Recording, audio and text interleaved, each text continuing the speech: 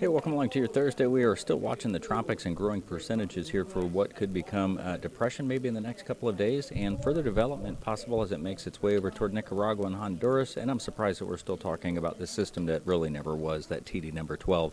Hey, flood warnings continue, folks, for St. Johns and Putnam County. This is going to see some of the highest of the water values locally, where we have flood advisories through Duval, Clay, and into St. Johns County. Still could see some flooding at times of high tide in those counties, but the worst of it coming in around 1 o'clock through portions of Putnam County. Mid-80s here for today, and if you missed the sunrise this morning, let me let that sit there just for a couple of seconds. That's the way it looked this morning.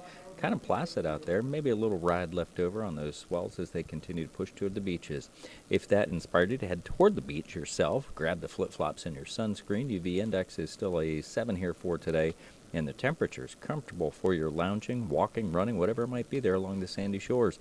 80s will continue in the 7-day stretch. The next chance for some showers comes in late Sunday. That develops Monday, but we're only looking at splash and dash variety, which is good news for folks that continue with the flooding.